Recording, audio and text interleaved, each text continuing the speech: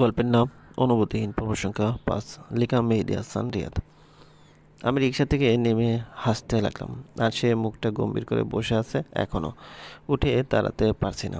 হয়তো পায়ে চোট লেগেছে। ওনার চোট লাগায় আমার খারাপ লাগলেও আমি সময়ের সদ্ব্যবহার করার সুযোগটা কখনো ছাড়ি না। এখন নিশ্চয়ই বাড়ি ফিরে যাব, আর একা একা তো মোটেও যেতে পারবো না। তো সে না চাইলেও আমার হেল্প লাগবে তার, আর আশেপাশেও তেমন মানুষ চোখে পড়ছে না। সো আমার হেল্প চাইতে সে বাধ্য। পরিস্থিতি বুঝে উঠতে পারেনি রিক্সা চালক চাচাও। হয়তো সে নিজের দোষ ভেবে ভয় পেয়েছে, তাই তো আমি ইশারা দেওয়ার সাথে সাথে চলে গেল সেখান থেকে। এবার কোথায় যাবে আমার জামাইটা? এখন আমার হেল্প ছাড়া তুমি শূন্য। যতই দূরে থাকতে চেয়েছো, এখন তার চেয়েও বেশি কাছে আসতে হবে তোমায়। যখনই আমি হৃদ ভাইয়াকে তোলার জন্য হাত বাড়ালাম, তখনই একটা বাইক এসে হুট করে থামে আমাদের সামনে। বাইকে দুটো ছেলে, আর এটা তো ফাহিম ভাই, হৃদ ভাইয়ের ফ্রেন্ড। হৃদ ভাইয়ের কথায় যা বুঝলাম, সামনে বাইক চালাচ্ছে ওটা ফাহিম ভাইয়ের ছোট ভাই। হুট করে এমন সময় ফাহিম ভাইকে দেখে খুব রাগ হলো আমার। হুট করে কোথায় থেকে উড়ে এসে জুড়ে বসে আমাদের রোমান্টিক টাইমটা নষ্ট করে দিল। রাগে একটার মাথার সাথে আর একটার মাথা পিটাতে ইচ্ছে করছে আমার। কিরে বেটা, এত জায়গা থাকতে তুই রাস্তার মাঝে পা ধরে বসে রইলি কেন? ফাহিম ভাইয়ের কথায় হৃদ ভাই রেগে বলল, আগে তো আমায় তুলবি নাকি? হৃদ ভাইয়ের কথায় হাত বাড়ায় ফাহিম ভাই। ফাহিম ভাইয়ের হাত ধরে ভর করে উঠে দাঁড়ায় সে। এই মুহূর্তে আমার রাগ হলো খুব। কোথায় ফাহিম ভাইয়ের জায়গায় এখন আমি থাকতাম, আর সারা রাস্তা সে আমায় ধরে ধরে বসায় যেত। কিছুই হলো না। ধ্যাত, তোর ভাবিকে নিয়ে হাঁটতে বের হয়েছিলাম, হুট করে পা মচকে পড়ে যায়, আর এরপরেই তুই আসলি। থ্যাঙ্কস রে দোস্ত। এবার আমায় কষ্ট করে বাড়ি অবধি পৌঁছে দে। হৃদ ভাইয়ের এমন ডাহা মিথ্যা কথায় চোখ বড় বড় করে তাকালাম আমি। নিরামিষ বেটা এখন নিজেকে রোমান্টিক প্রমাণ করতে চাইছে। শপিং করতে বের হয়েছে, তাও আবার মায়ের চাপে পড়ে, আর এখন বলছে আমায় নিয়ে রাতে হাঁটতে বের হয়েছে। এর মাঝে ফাহিম ভাই বলল, আচ্ছা হৃদ, এক কাজ কর, তুই নাইমের পিছনে উঠে বস, সে তোকে বাড়ি পৌঁছে দেবে, আর ভাবিকে আমি নিয়ে আসছি। হৃদ ভাই একটু ভেবে বলল, আসছি কেন, তোর সাথে আলাদা যাবে? ফাহিম ভাই একটু হাসলো, তারপর বলল, আচ্ছা তাহলে ভাবি আপনি নাইমের সাথে বাড়ি চলে যান, আমি হৃদকে নিয়ে আসছি। আমিও যেন একটু সুযোগ পেলাম। আগেই বলেছি আমি সুযোগের সদ্ব্যবহার ছাড়তে চাই না। আমি চট করে বললাম, আইডিয়াটা মন্দ না ভাইয়া, বরং আমি চলে যাচ্ছি, আপনি ওকে নিয়ে আসুন। এর মাঝে হৃদ ভাইয়াও চট করে উত্তর দিল, একদম না। আমি ভ্রু কুঁচকে বললাম, কেন? উনি আমার দিকে রাগে লোক নিয়ে বলল, আমি বলছি তাই। এখন আমার খুশিতে নাচতে ইচ্ছে করছে, আমাকে নিয়ে কত জেল আছে। এই ফাহিম, তুই একটা গাড়ি ডাকতো ভাই, সবাই একসাথেই যাব। ফাহিম ভাইয়ার কাঁধে ভর করে বাসায় ঢুকলো হৃদ ভাই। তখনই মামি ভূত দেখার মতো চমকে এগিয়ে আসে আমাদের দিকে। অস্থির হয়ে প্রশ্ন করে, কিরে, কি হয়েছে তোর? অ্যাক্সিডেন্ট কিভাবে হলো? ফাহিম ভাই বলল, না আন্টি, অ্যাক্সিডেন্ট হয়নি, হাঁটার সময় একটু পা মচকে গেছে। এরপর হৃদ ভাইকে রুমে নিয়ে শুয়ে দিল ফাহিম ভাই। আমি গিয়ে তার পাশে বসতেই সে বলল, ওয়ার্ড্রোপের ভিতরে একটা বক্স আছে, ওই বক্সে একটা মলম আছে, একটু পায়ে মালিশ করে দাও তো আরশি। আমি বাধ্য মেয়ের মতো উঠে মলম এনে তার পায়ে আস্তে আস্তে মালিশ করে দিচ্ছিলাম। ফাহিম ভাইয়া তাকে আদর ছোঁয়া করে বসিয়ে তার পাশে বসলো। হৃদ ভাইয়া ফাহিম ভাইয়ের উদ্দেশ্যে বলল, তো দুই ভাই কোথায় থেকে আসছিলি? হঠাৎই ফাহিম মাথা নিচু করে ফেললো, একটা লজ্জা ভাব প্রকাশ পেল তার মাঝে।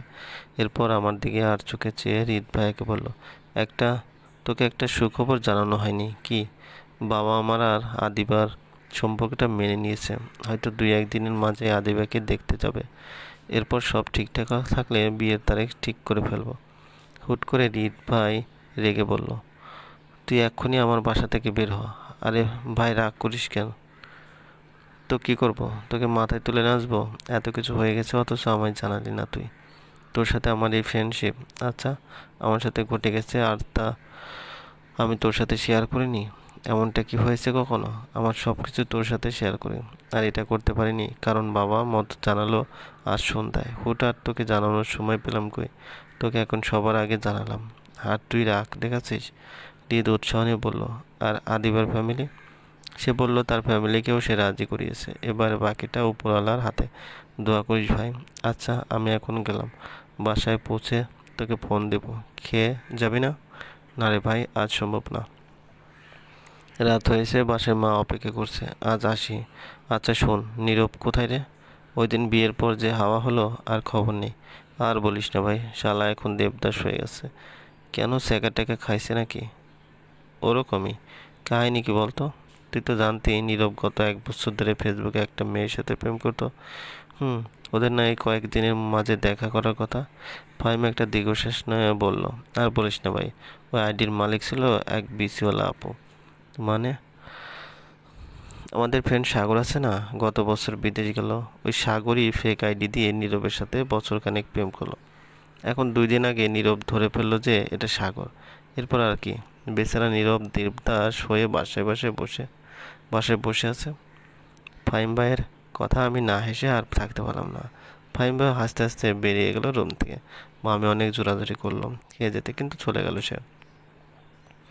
কিছুক্ষণ পর আমি খাবারের প্লেট হাতে নিয়ে রিত ভাইয়ের সামনে এসে বসলাম। হ্যাঁ করেন কেন? আমার হাত নেই? সব সময় তেরামি করেন কেন? আমি খাইয়ে দিলে প্রবলেম কোথায়? তুমি কি ইনডিরেক্টলি আমায় তেরা বললা? কথার মাঝে এত পেঁয়াজ ধরেন কেন? কথার পিঠে কথা বোঝেন না তো? মেয়েদের হাতে আমি কেন খেতে যাব? কারণ আমি এখন আপনার স্ত্রী। কথাটা বলতে কেমন যেন এক অদ্ভুত অনুভূতি তৈরি হলো আমার। উনি আর কিছু না বলে চুপচাপ খেতে লাগলেন। রাত তখন প্রায় 11টা। সে এখনও বিছানায় আদশোয়া হয়ে বসে আছে, পাটা ফুলে আছে, হয়তো ব্যথাও করছে প্রচুর। আমি তার পাশে গিয়ে বললাম, আজকে কিভাবে সোফায় ঘুমাবেন? আজ মনে হয় আর ঘুম হবে না পায়ের ব্যথায়। তুমি এক কাজ করো, ঘুমিয়ে পড়ো, ট্রাস্ট মি, আমার সাথে তোমার স্পর্শও লাগবে না। আপনি ঘুমাবেন না? এক কাজ করো, ওখান থেকে হলুদ কালারের উপন্যাসের বইটা এনে দাও। ওটা এখনও পড়া হয়নি, রাতটা সুন্দর পার করা যাবে। আমি চুপচাপ গিয়ে 2টা উপন্যাসের বই নিলাম। আমিও তার সাথে উপন্যাস পড়ব। দুজন মিলে একসাথে কিছু করার অনুভূতিটাই অন্যরকম। সে চট করে আমার হাত থেকে 2টা বই নিয়ে নিল। আমি ভ্রু কুঁচকে বললাম, একটা আমায় দিন, আমিও আপনার সাথে পড়ব। পড়বে, ভালো কথা। প্রেমাতল ছাড়া বাকিগুলো পড়ো।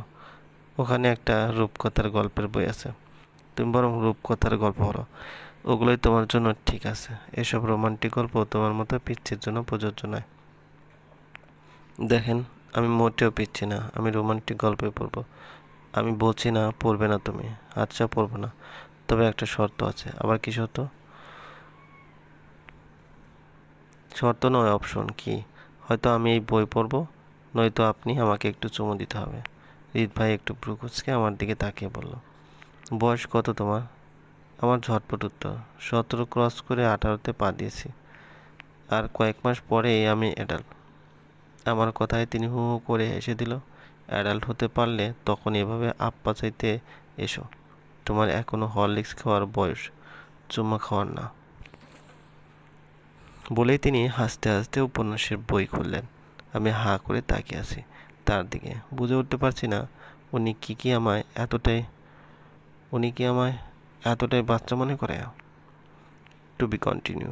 গল্পটি ভালো লাগলে অবশ্যই লাইক করবেন, কমেন্ট করে জানিয়ে চ্যানেলে যদি নতুন হয়ে থাকেন অবশ্যই সাবস্ক্রাইব করবেন।